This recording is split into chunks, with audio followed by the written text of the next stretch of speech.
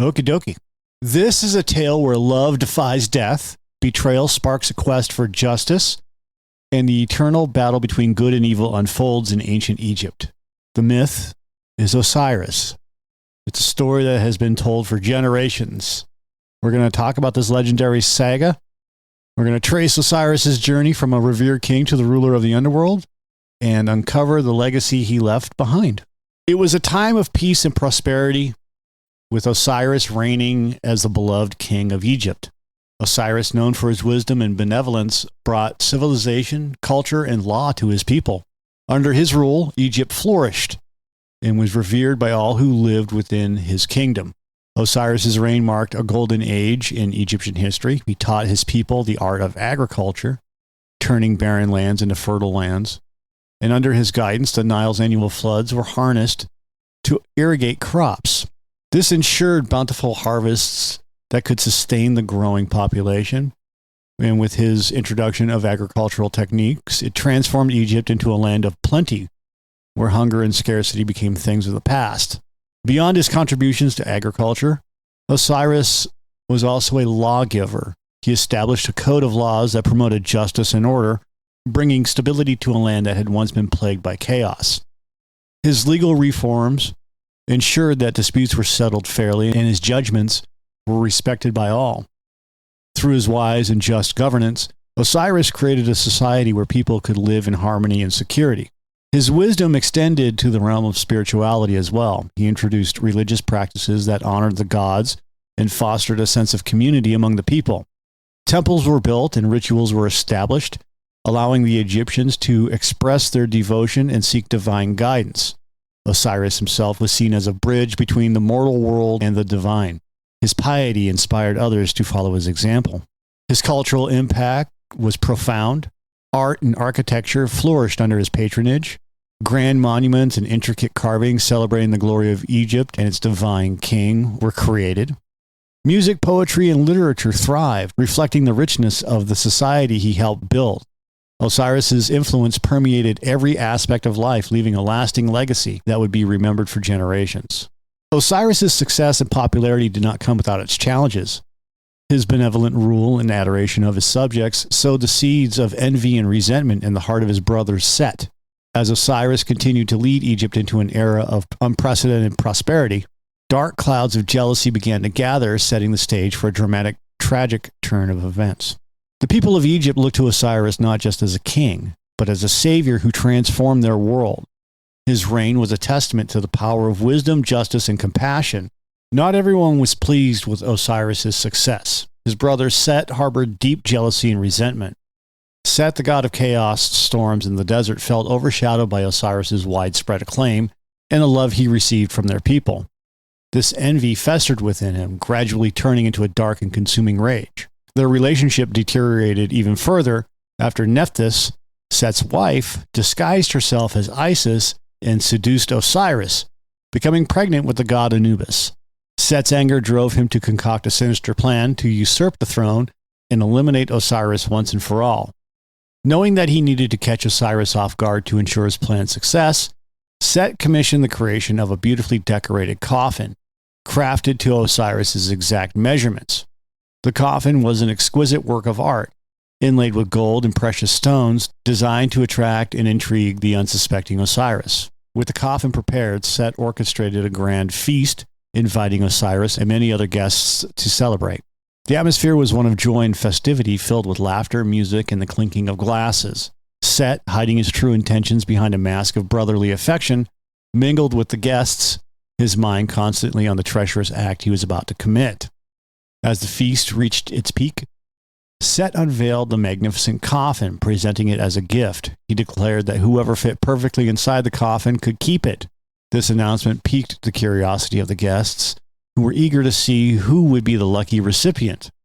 Set's words were met with admiration and intrigue, as everyone marveled at the coffin's craftsmanship. Osiris, trusting his brother and captivated by the beauty of the coffin, decided to try his luck. Encouraged by the cheers of the guests, he lay down inside the coffin, perfectly fitting its dimensions. In that moment of vulnerability, Set revealed himself, and with a swift and ruthless motion, Set and his accomplices slammed the lid shut, sealing Osiris inside. The guests were horrified and confused. Their joyous celebration turned to chaos. Set's loyal followers quickly overpowered anyone who attempted to intervene. With Osiris trapped securely inside, Set's minions carried the coffin to the Nile River, and under the cover of night, they threw it into the dark, swirling waters, leaving Osiris to what they believed was his watery grave. Set's act was not only a bid for power, it was also a direct assault on the natural order and harmony that Osiris had worked so hard to establish. By casting Osiris into the Nile, Set sought to plunge Egypt into chaos and darkness, usurping the throne and imposing his own brutal rule. Isis was devastated by the loss of her husband, so she embarked on a search to find his body. Her heart was heavy with grief but fueled by determination, so she traversed the length and breadth of Egypt, following every rumor and clue. The journey was arduous, filled with challenges and dangers, but Isis's love for Osiris and her unwavering resolve kept her moving forward. Isis's journey took her far and wide, beyond the familiar borders of her homeland. She ventured into distant lands, consulted with wise men, priests, and oracles, all in the hope of uncovering the whereabouts of Osiris's coffin. Her travels brought her to the bustling markets and serene temples, the desolate deserts, and the dense forests, and she pleaded with the gods for guidance, performed rituals, and prayed fervently, all while keeping her faith that she would find Osiris. After an exhaustive search, Isis's efforts were finally rewarded when she discovered that the coffin had been carried by the Nile's currents and became lodged in a great tamarisk tree growing near to the city of Byblos in Phoenicia. The tree had quickly grown around the coffin until it completely contained it. The king of Byblos, Malcander, came to the shore with his wife Astarte and admired the tree and the sweet scent which seemed to emanate from it. Malcander ordered the tree cut down and brought to his palace as an ornamental pillar for the court, and there Osiris remained, trapped inside the coffin within the pillar until he died. Upon arriving in Byblos, Isis quickly realized the significance of the tree and the pillar within the royal palace. Disguising herself as a humble servant, she gained entry to the palace and became a nursemaid to the queen's child. Her presence brought blessings to the household, and she soon earned the trust and favor of the royal family. In time, Isis revealed her true identity and her quest to the queen, who was moved by her story and agreed to help. So with the queen's assistance, the pillar was carefully dismantled, and Isis reclaimed the coffin containing Osiris's body. Her relief and joy at finding her husband were immense. She was determined to restore Osiris to life, so Isis embarked on the next stage of her journey, returning to Egypt. She carefully transported the coffin back to her homeland, hiding it from Set's spies and followers, because she knew that Set's wrath would be swift and merciless if he discovered what she was doing. However, Set found out that Isis had retrieved the coffin, and in a fit of rage, determined to stop Osiris's resurrection, dismembered Osiris into 14 pieces. He scattered them across Egypt, hiding them in remote and desolate places, ensuring that Isis would face an almost insurmountable challenge in her quest to find them all. Isis was undeterred, and with the help of her sister Nephthys and other loyal allies, they set out to find the scattered pieces. Isis overcame perilous obstacles, guided by love and powerful magic, preserving each piece for the final act of resurrection. Set's cruel act was driven by his desire to cement his power and eliminate any threat to his rule. He believed that by dispersing Osiris's parts across the land, Isis would be unable to reassemble him and bring him back to life. Set reveled in his perceived victory, confident that he had finally rid himself of his rival. Isis's search was fraught with peril. Each piece of Osiris's body was hidden in a place guarded by dangerous creatures, natural barriers, or magical traps set by Set.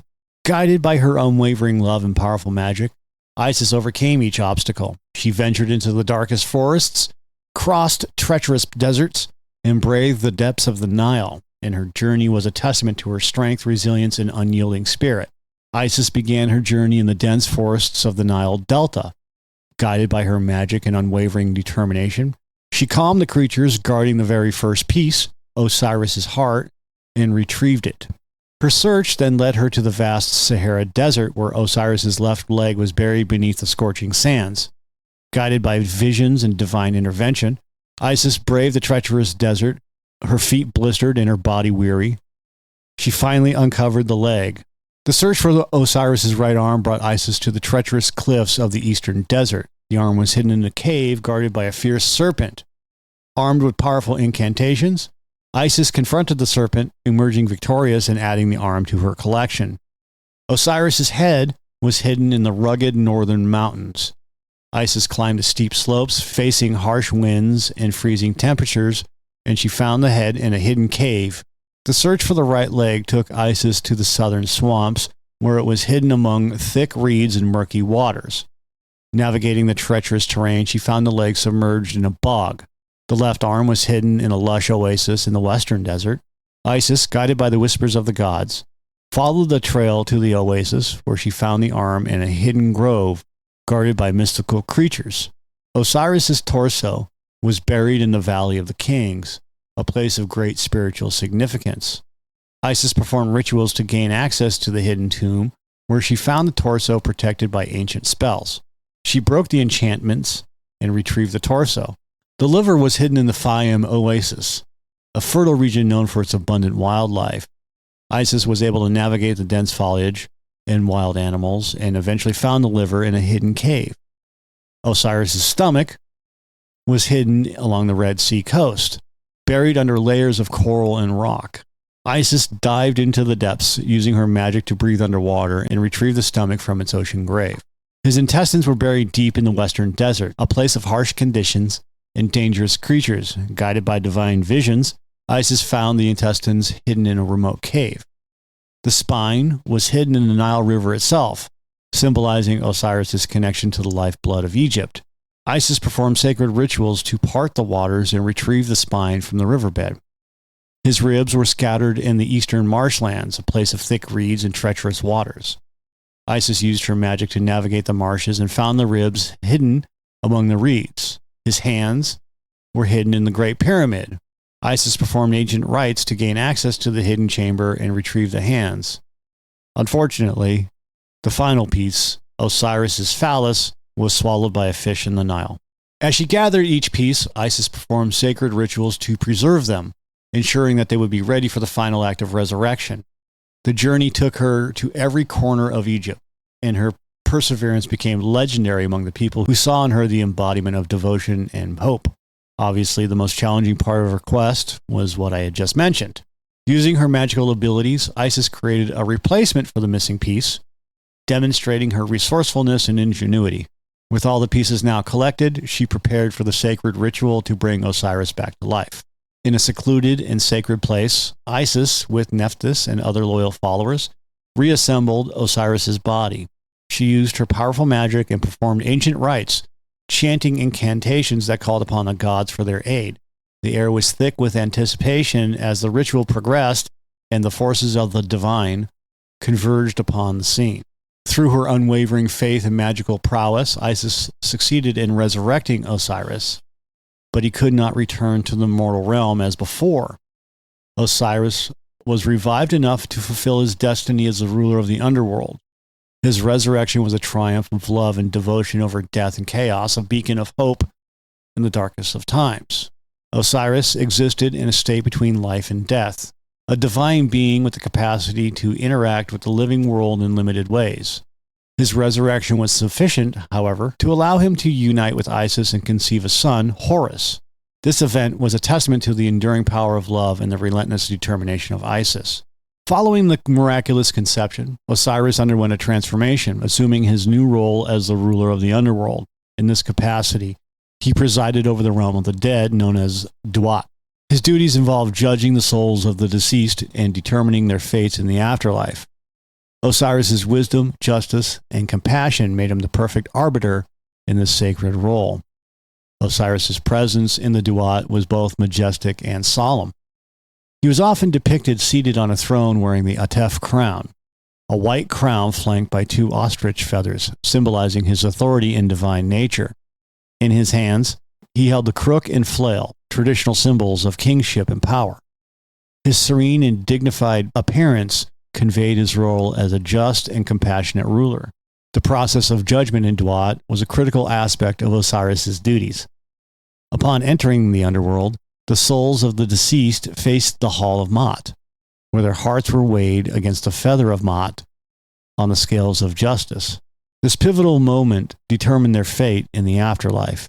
If the heart, representing the soul's deeds and moral character, balanced with the feather, the soul was deemed pure and worthy. Osiris, presiding over this ritual, ensured that each judgment was fair and just. Those who passed the judgment were granted the passage to the field of reeds, a paradise where they would experience eternal bliss, similar to their life on earth but without suffering or toil. It was a place of abundance and peace, where the righteous souls could live forever in harmony with the gods and their ancestors. For those whose hearts were heavier than the feather, indicating a life of wrongdoing, the outcome was dire. These souls were condemned to the various punishments tailored to the nature of their sins, or faced obliteration by the monstrous deity Ammit, who devoured the impure hearts. This finality ensured that only the virtuous could attain eternal life, reinforcing the moral codes of ancient Egyptian society. Osiris's role as the judge of the dead extended beyond mere judgment. He also offered protection and guidance to the souls navigating the complexities of the underworld. The deceased would invoke Osiris in funerary texts and prayers, seeking his favor and assistance in the journey through thwart. His benevolence and fairness provided comfort to the living, knowing that their loved ones would be treated justly in the afterlife. Temples dedicated to Osiris, such as the famous temple at Abydos, became centers of worship and pilgrimage. Festivals and rites celebrated his resurrection and his reign over the world, reinforcing his importance in the daily lives of the Egyptians.